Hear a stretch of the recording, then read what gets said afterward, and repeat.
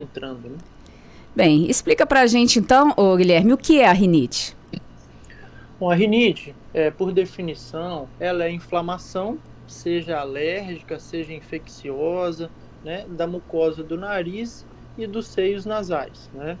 Então, a rinite mais conhecida, o tipo de rinite mais conhecida, né, é a rinite alérgica, aquela desencadeada por pelo, ácaro, fumaça, cheiros fortes, enfim, fumaça de cigarro, fumaça de queimado, e que ficam incomodando a gente e causam alguns sintomas aí bem desconfortáveis. Mas por definição é isso, é inflamação, que é alérgica ou infecciosa, da mucosa do nariz.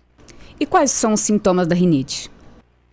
Bom, são sintomas aí que muita gente dos ouvintes aí com certeza vai se identificar, né? E são sintomas que atrapalham muito na qualidade de vida. Dentre eles, obstrução nasal, aquele nariz entupido, coceira no nariz, o nariz pinicando o tempo todo, levando a mão para coçar o nariz, coriza, aquela aguinha transparente escorrendo sempre, espirros frequentes, até mesmo a olheira perto aqui dos olhos, né, quando o nariz está muito entupido, é uma possibilidade, respiração pela boca, roncos, tudo isso pode ser sintoma da rinite. E qual a diferença entre a rinite alérgica e não alérgica? Bom, a rinite alérgica é aquela que não tem uma condição infecciosa. Por exemplo, não tem uma bactéria, não tem um vírus causando. Ela é desencadeada pelos alérgenos. O que são os alérgenos? São qualquer partícula que pode desencadear uma resposta alérgica do nariz. Os mais conhecidos são os ácaros, o pelo de animal, fumaça de queimada de cigarro, poeira, cheiros fortes, né? Cheiros de produto de limpeza muito forte.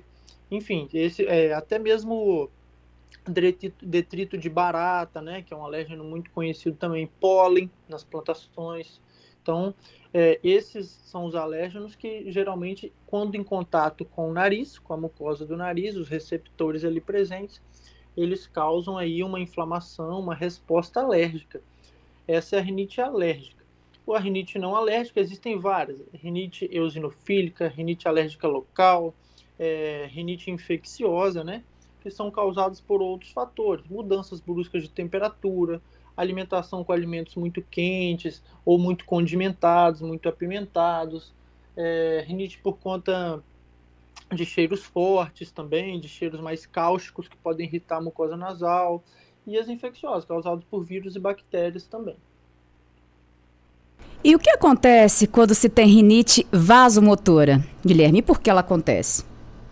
A rinite vasomotora, ela é uma rinite mais comum em adultos e idosos, diferente da rinite alérgica, que é mais comum em crianças, adolescentes, está presente nos adultos e nos idosos também, mas mais nas crianças. Já a rinite vasomotora, ela é mais uma doença do adulto, entrando na idade idosa e para os idosos. A rinite vasomotora, ela é definida da seguinte forma: é quando os vasos sanguíneos do nariz, o nariz é cheio de vasos sanguíneos, cheio de sangue, irrigação ali, tanto que quem já experimentou aí tem um sangramento nasal. Quando o nariz sangra, sangra muito, né? Isso é porque o nariz é ricamente vascularizado. Então, os vasos sanguíneos do nariz,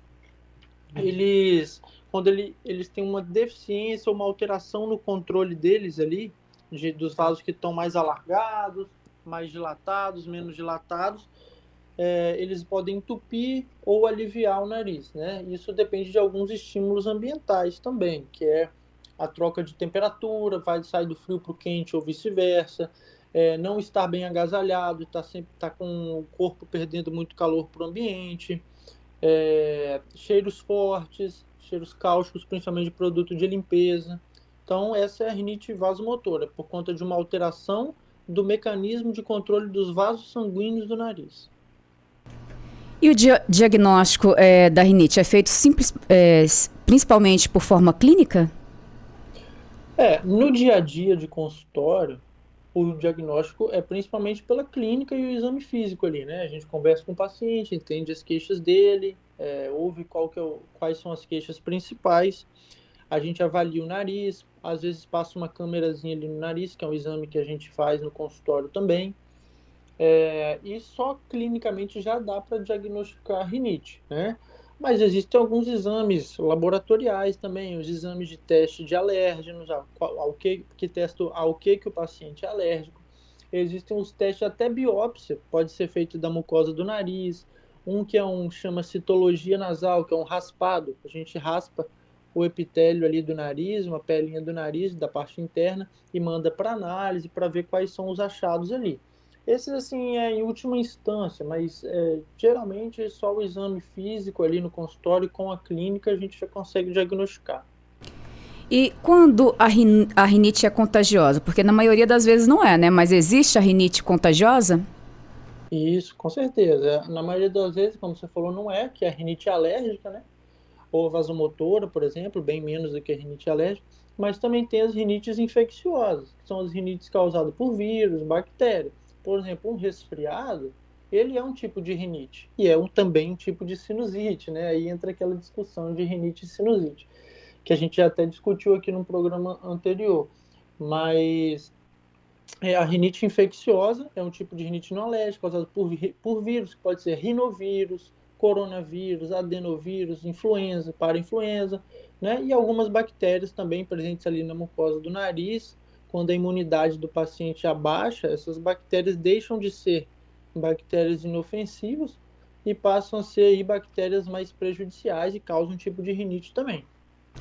E, Guilherme, a que outras doenças a rinite pode estar associada?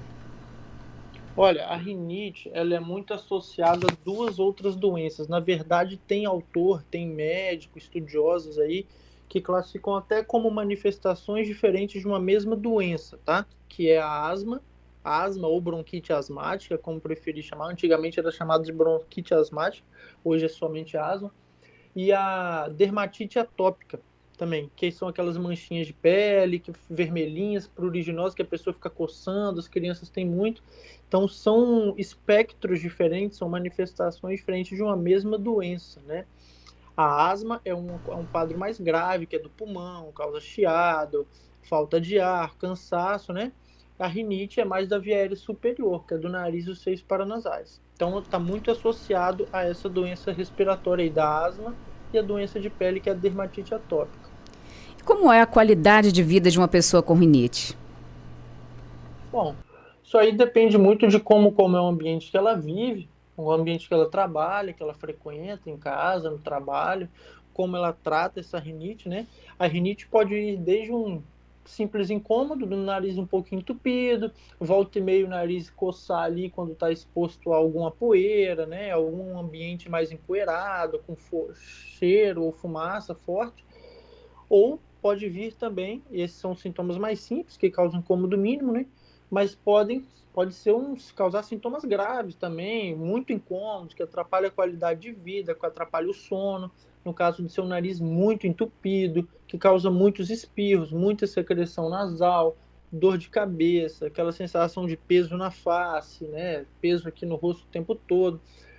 Por entupir muito o nariz nesses quadros mais graves, pode gerar um ronco intenso, causando um sono ruim, dificuldade de concentração, irritabilidade, alteração de humor, ganho de peso. Então, são todos problemas aí que podem ser decorrentes em que o quadro inicial, o problema inicial é a rinite.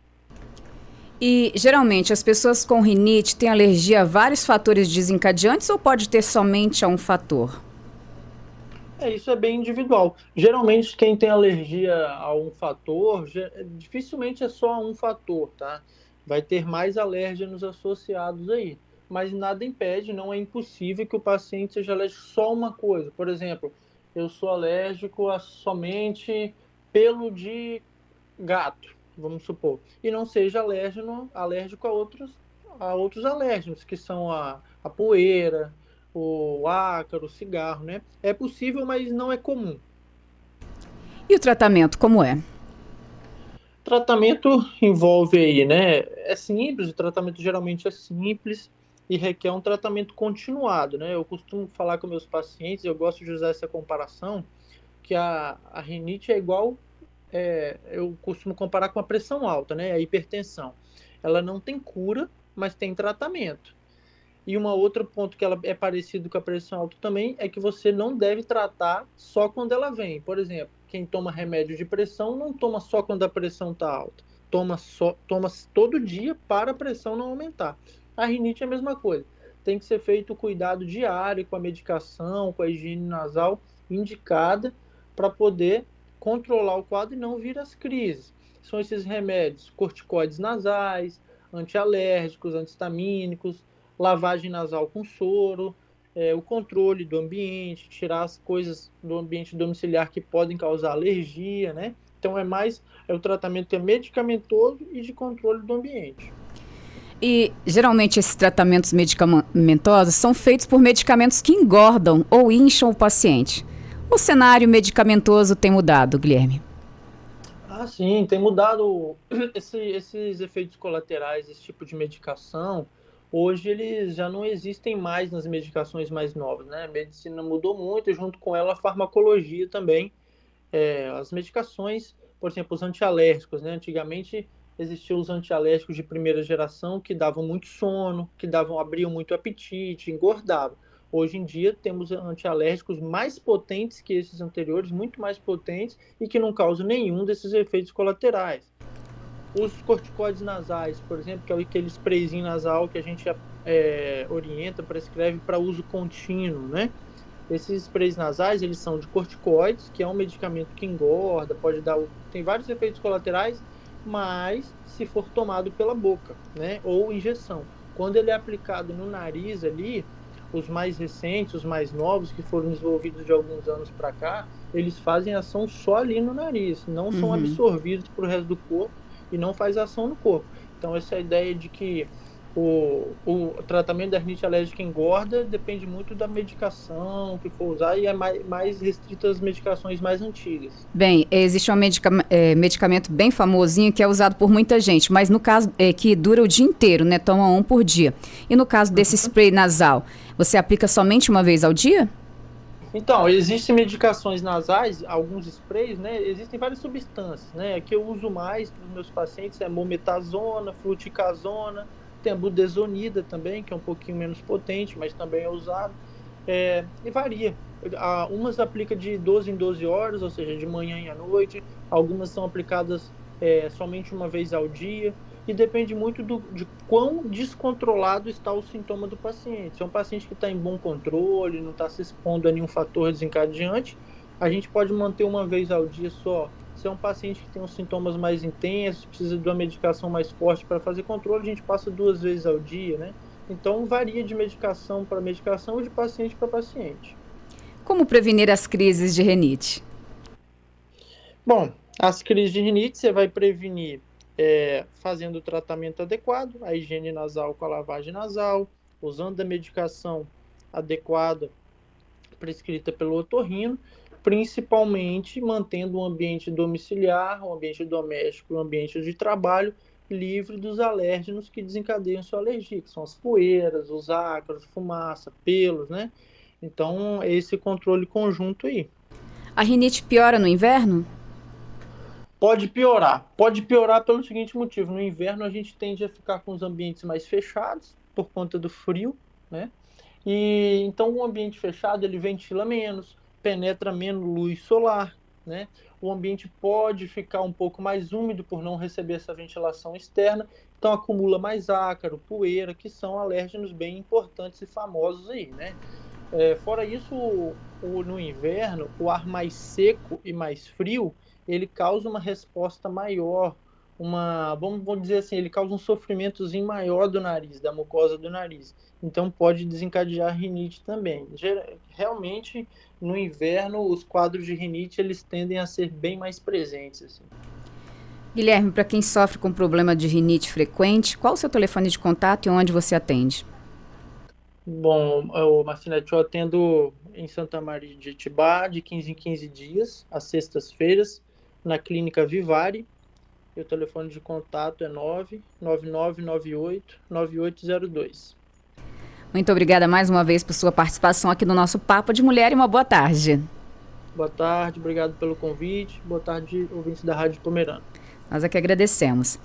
Bem, o Papo de Mulher de hoje finaliza por aqui. Falamos sobre a rinite com o otorrinolaringologista Guilherme Laporte Brandão. Um beijo para você que ficou na sintonia. Grande abraço e até o nosso próximo Papo de Mulher. Tchau, tchau. E a canção de hoje fica por conta de Seus Olhos.